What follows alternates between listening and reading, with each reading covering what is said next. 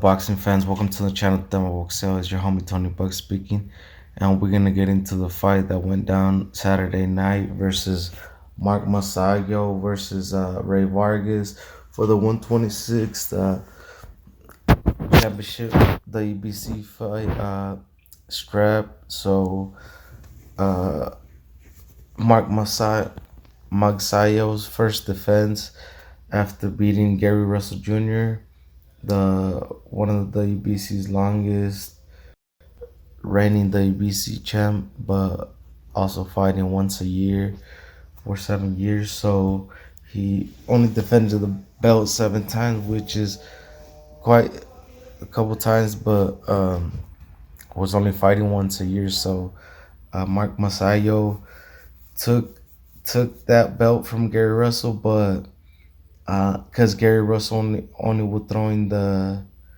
left hand since he hurt his right shoulder, so he only had one hand to actually try to win the fight. But that wasn't MAGSAYOS' problem, so he did what he had to do and got the victory and defeated Gary Russell.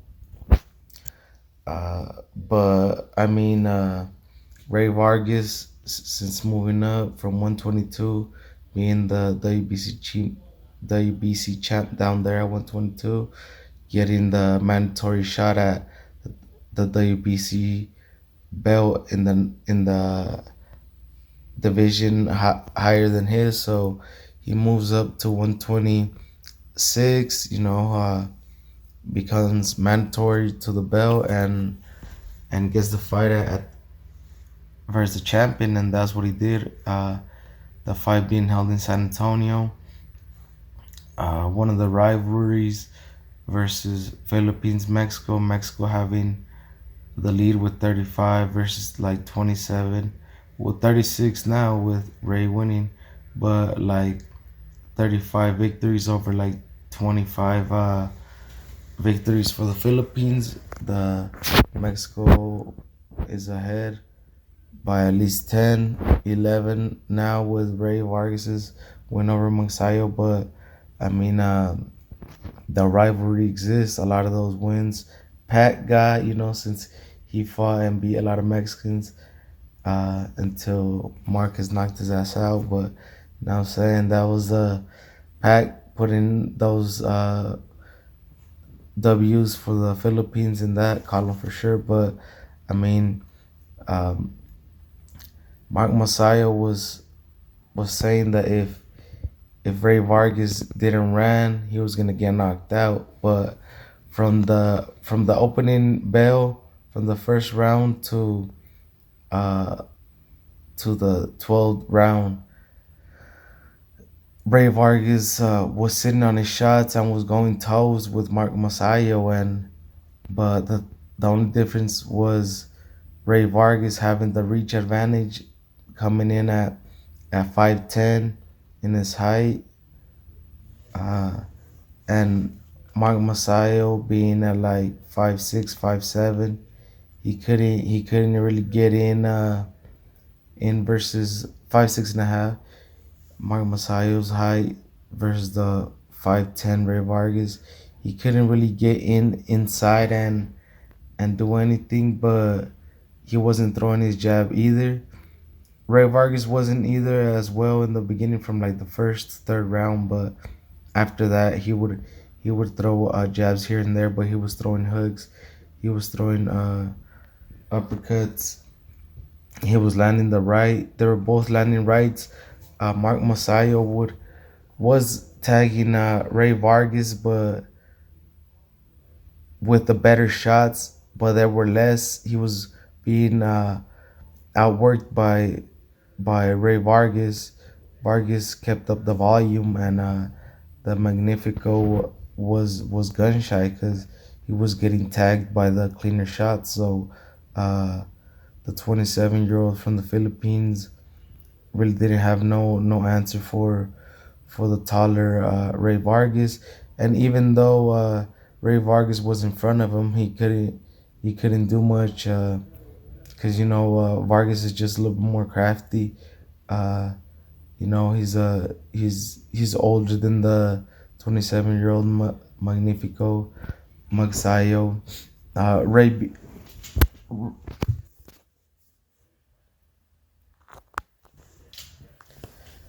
with Ray being at 110, 5'10", at 31 years old, having more fights,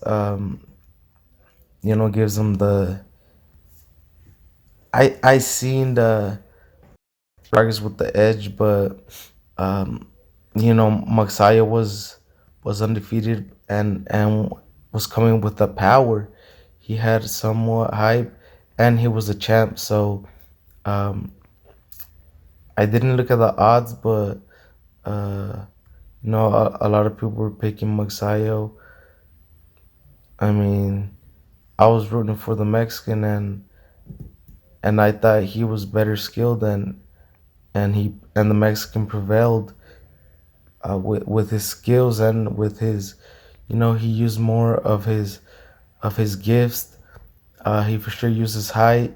He was sitting more on his punches, even though Magsayo was saying that the Mexican was not gonna brawl with him, and the Mexican did exactly as Magsayo said he was not gonna do. He he stayed in front of him and was tagging him up with all that leather to the face and to the body. From the very beginning, Ray Vargas started attacking the body, so Magsayo was not feeling that, and that caused him to. Uh, Ray Vargas slowed him even more down, so he was breaking him down to the body, and he was tagging him up, tattooing his face with all that leather, and now Ray Vargas is he really didn't have a resume, but as for being at 122, 122 is not that many, not many known fighters, but as he moves up, he's now with this win by beating the man to beat the man. Is looking good for him, and I'm pretty sure he's going to continue to get better wins from the Magsayo one. But he was Ray Vargas was doing really well until he got clipped. I thought he was getting too comfortable, and but that has to do with Magsayo's power as well. So that just says a lot about his power, but it wasn't like he didn't he did buzz him a little bit, but it wasn't a days where he was almost knocked out. So that's why Magsayo didn't go for the kill, because I mean, he got him with a good shot, but he didn't go for the kill, and he was gonna leave himself open to what Ray was throwing leather at him. So I mean, Ray just needed to keep his distance, and he would tag him. So Masayo, when he would get good shots on Ray, there would be one shot, and then didn't know how to go in on the inside. So that's what Ray was doing good. He wasn't giving Magsayo like angles to get inside and work. So I mean, until I seen Ray get dropped, I knew he was good, and then like he got hit, and then the foot's tangled, and that's why he got dropped as well. But I mean, it's just since their height difference, it would get awkward when they would tie up, and well, not even with the knockdown, Masayo got the win because he didn't do enough. He didn't throw enough hard punches. If he would have thrown or caught Ray a couple more times, he could have probably knocked him out. But Ray Vargas showed he has a chin. He does get dropped a lot, but he's still in there. He has not been stop. He's still undefeated. You know what I'm saying? He just took the last Philippines champion. You know what I'm saying? By Mexico and Mexican Americans having a hold of around like 13 belts in boxing.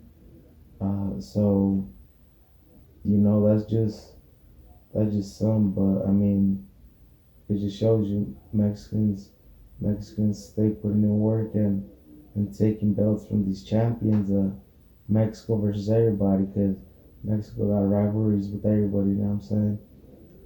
As now they took the Philippines last champion, the guy from Mexico City, Rey Vargas. The king just came in and took MAGSAYOS um, hardware.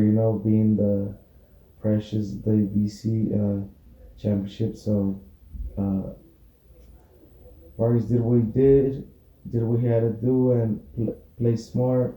Um, I thought it was gonna. I had that fight.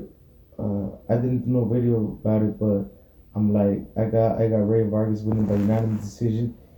They went to split decision, but it should at least been majority decision for Vargas, because it was not as close as they as the judges had it, since I thought Rey Vargas was just doing better.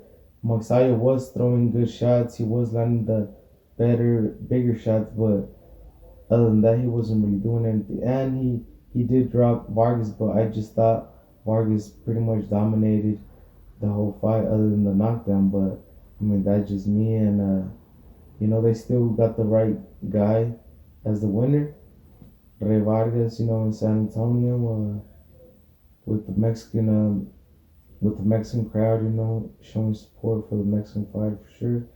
And either way, you gotta respect the Filipino boxer.